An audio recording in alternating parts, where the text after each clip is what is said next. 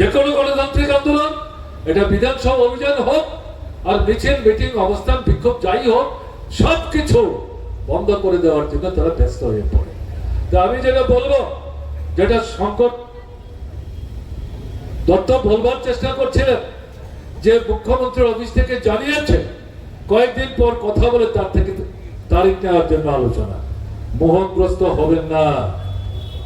যদি মনে করেন আমাদের সঙ্গে এরপরে কথাবার্তা হলেই এই সমস্যাগুলো সমাধান হয়ে যাবে, তাহলে কিন্তু ভুল করবেন।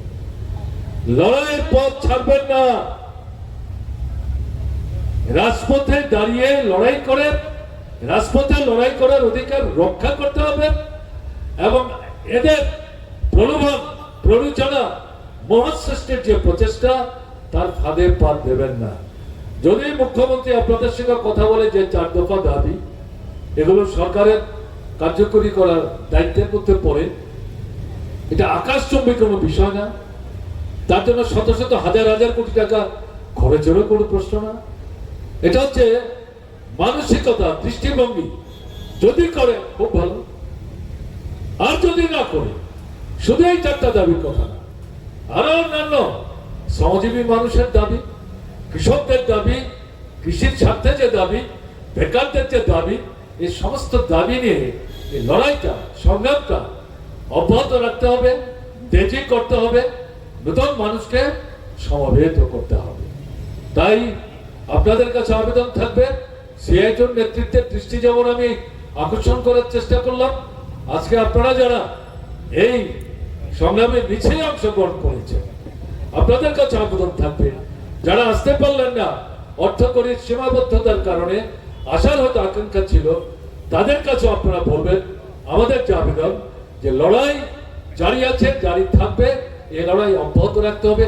কারণ বিজেপি সরকার কেন্দ্রেই থাকুক আর রাজ্যেই থাকুক, এরা সরকারে থাকবে।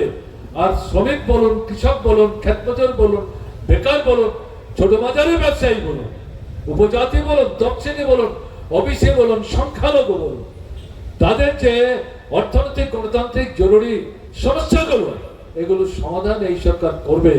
যদি মনে করেন তাহলে ভুল করবে। এরাই তো এই সমস্যাগুলো সারা ভারতবর্ষে সৃষ্টি করেছে এবং ত্রিপুরাতেও তারা এই সমস্যাগুলি তৈরি করেছে। কাজেই লক্ষ্যটা হবে রাজনৈতিক সংগ্রামে এদেরকে জনগণ থেকে কোণঠাসা করা, বিচ্ছিন্ন করা এবং যে মানুষদের তারা বিভ্রান্ত করেছে তাদের সাথে সরাসরি সম্পর্ক গড়ে তোলার মধ্য দিয়ে ভুলের হাত থেকে তাদেরকে উদ্ধার করে আপনার যে সংগ্রামী ময়দান এবং মঞ্চ, তাতে সমবেত করে রাজনৈতিক সংগ্রামে এদেরকে কি রাজ্য কি কেন্দ্র ক্ষমতাচ্যুত করবার যে লড়াই, এই লড়াইকে তীব্র, তীক্ষ্ণ এবং ব্যাপকতর করার শপথ নিয়ে আজকে এখান থেকে আপনারা যাবেন। এই বার্তা এবং আবেদন আপনাদের কাছে রেখে আমার কথা বলার কথা ছিল না, যেহেতু আমাকে আহ্বান করা হলো, আমি ভাবছিলাম সংক্ষেপে 2-4 কথা বলবো, কিন্তু এই বিষয়গুলো সামগ্রিক যে লড়াই, এই লড়াইয়ের যে আপনার দৃষ্টি, তার থেকে আলাদা না বলেই আমি বিষয়গুলি উল্লেখ করলাম। তাই আপনাদের কাছে একটু সময় নিয়ে কথাগুলি উপস্থিত করলাম। আমি আশা করব আগামী দিনে এই ত্রিপুরায় গণতান্ত্রিক আন্দোলন আরো বৃহত্তর চেহারা গ্রহণ করবে। সামনে ত্রিপুরা উপজাতি অধ্যুষিত এলাকার নির্বাচন আগামী 12 তারিখ। 18 পর থেকে আজ অবধি এটা পঞ্চায়েতের নির্বাচন বলুন, নগরের নির্বাচন বলুন, এডিসির নির্বাচন বলুন, লোকসভার নির্বাচন বলুন এবং বিধানসভার নির্বাচন বলুন, আমাদের রাজ্যের নির্বাচকদের বড় অংশ স্বাধীনভাবে অকুতম হয়ে তাদের পছন্দের প্রার্থীকে তারা ভোট দিতে পারছেন না। হয় ঘরে বন্দি করে রাখছেন, না হলে তার মধ্যেও যারা বেরিয়ে ভোট দেওয়ার চেষ্টা করছেন তাদের উপর আক্রমণ সংগঠিত করে তাদের ভোটাধিকার হরণ করে তাদের জয় নিশ্চিত করবার জন্য তাদের পছন্দের প্রার্থীর পক্ষে তারা ভোট দেয়। এডিসি নির্বাচন মনে করার কোনো কারণ নেই। এই বিজেপি এরা নির্বিঘ্নে সংগঠিত হতে দেবে, তাহলে কিন্তু মোহের জালে আপনারা নিজেদেরকে আবদ্ধ করবেন। তাই সুযোগ যেহেতু পেলাম, আপনারা এখানে যারা এসছেন এই মিছিলে অংশগ্রহণ করেছেন, তাদের একটা উল্লেখযোগ্য অংশ আমার দৃঢ় বিশ্বাস যারা গ্রামাঞ্চলে বসবাস করেন, এডিসি এলাকায় বসবাস করেন, তাদের অনেকেই আপনারা নির্বাচন, কাজে আপনাদের কাছে আবেদন থাকবে যাতে কোনো মতেই এই নির্বাচনকে প্রহসনে পরিণত করতে না পারে, আপনার ভোটার অধিকার হরণ করতে না পারে। আমার ভোট আমি দেব, যাকে আমার পছন্দ তাকে আমি ভোট দেব। এবং এই যে এডিসি এটাকে ধ্বংসের কিনারায় নিয়ে গেছে, ত্রিপুরার মানুষের স্বার্থে, এডিসি এলাকার মানুষের স্বার্থে এবং কল্যাণে এই এডিসিটাকে উদ্ধার করবার জন্য বামপন্থী ফ্রন্টের কোনো বিকল্প নেই। বামপন্থী ফ্রন্টের প্রার্থীদের জয়যুক্ত করবার জন্য দৃঢ়ভাবে, বলিষ্ঠভাবে, ঐক্য সুদৃঢ় করে এই লড়াইয়ে আপনারা ভূমিকা নিয়ে নূতন বার্তা আপনারা পৌঁছে দেবেন, শুধু ত্রিপুরায় না সারা ভারতবর্ষের মানুষের কাছে বিজেপি বিরোধী লড়াইটাকে আরো সংগত করার জন্য এই প্রত্যাশা নিয়ে সুযোগ যেহেতু পেলাম, তার জন্য এই বিষয় সম্পর্ক আপনাদের দৃষ্টি আকর্ষণ করে দু চার কথা বলে সামগ্রিকভাবে আমার আলোচনা আপনাদের সামনে উপস্থিত করা শেষ করে অভিনন্দন জানিয়ে আমি আমার কথা বলা শেষ করছি এবং আপনাদের কাছেও অনুমতি চাইছি বিদায় নেওয়ার জন্য। আপনারা ভালো থাকবেন, লড়াই অব্যাহত রাখুন। কি দাবি নিয়ে আপনি এসছেন? যে ত্রিপুরা যে সরকারের বিভিন্ন দপ্তরে যারা বহু বছর ধরে, বহু বছর মানে 2-3 বছর না, একেবারে 10, 12, 13, 14 অর্থাৎ এই জোট সরকার আসার পর 8 বছর বা তার আগেও বামপন্থী ফ্রন্ট সরকার থাকার সময়তে তখন একটা নিয়ম ছিল 10 বছর হলে পরে আপনা আপনি অটোমেটিক সবাই রেগুলার হবেন।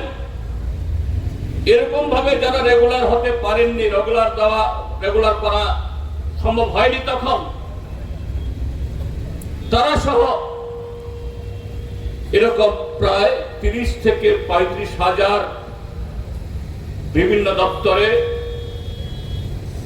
Part time, contractual, DRW, contingency এরকম অনেক কর্মচারী রয়েছেন। তার সাথে রয়েছেন প্রকল্প কর্মী, সরকারের বিভিন্ন দপ্তরে, তার মধ্যে সবচেয়ে বেশি স্বাস্থ্য দপ্তর, তারপর সমাজ কল্যাণ সমাজ শিক্ষা দপ্তর, শিক্ষা দপ্তর, তার বাইরেও আরো অন্যান্য দপ্তরে কিছু কিছু করে আছে, তাদের সংখ্যাও নেহাত কম নয়। বামপন্থী ফ্রন্ট সরকারের সময়তে যারা শিক্ষা দপ্তর বা স্বাস্থ্য দপ্তর এই সমস্ত দপ্তরে কেন্দ্রীয় সরকারের বিভিন্ন প্রকল্পের অধীন, যেমন সর্বশিক্ষা অভিযান, জাতীয় স্বাস্থ্য মিশন, এই সমস্ত প্রকল্পে যাদেরকে ফিক্সড পেতে একটা ফাইন্যান্সিয়াল অ্যাসিস্ট্যান্স দিয়ে দেওয়া হয় রাজ্য সরকারকে, রাজ্য সরকার তাদের রেগুলার পে স্কেল বা নিয়মিত করতে না পারলেও সরকার যখনই নিয়মিত কর্মচারীদের দিয়ে ডিআর ইত্যাদি সুযোগ সুবিধা বৃদ্ধি করে থাকে, এই DRW, contingency, part time worker, তার সাথে অঙ্গনওয়াড়ি কর্মী, অঙ্গনওয়াড়ি সহায়ক, জাতীয় স্বাস্থ্য মিশনে কর্মরত বিভিন্ন স্তরের কর্মীরা এবং আরো অন্যান্য দপ্তর, রেগা ইত্যাদিতে যারা নিয়োজিত হন, তাদের বেতন বাড়ত এরকম বামপন্থী ফ্রন্ট সরকারের সময়তে একটা পদক্ষেপ, একটা ঘটনা হয়নি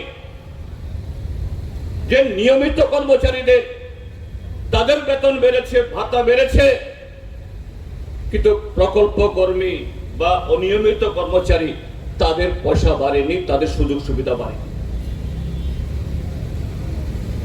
তার সাথে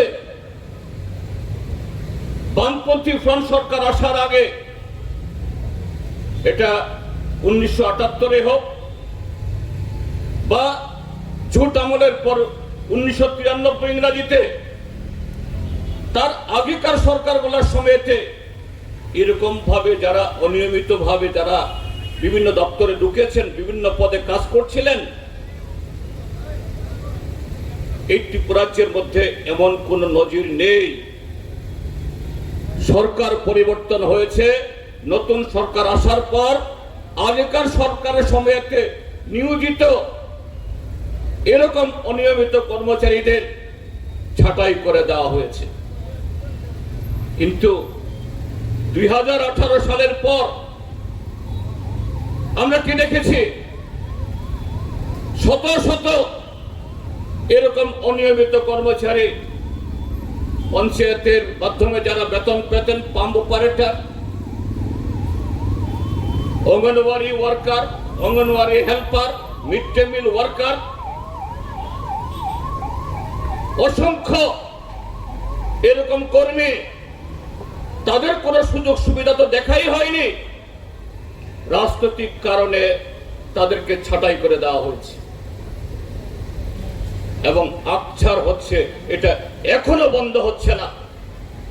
শুধু ছাঁটাই করে দেওয়া না, ছাঁটাই করে না দেওয়া হলেও দূর দূরান্তে বদলি করে দেওয়া হচ্ছে, যাতে সেখানে গিয়ে এই অল্প আয়ে অল্প পয়সায় তারা যাতে তার এই চাকরি না করতে পারে, বাধ্য হয়ে চাকরি ছাড়তে বাধ্য।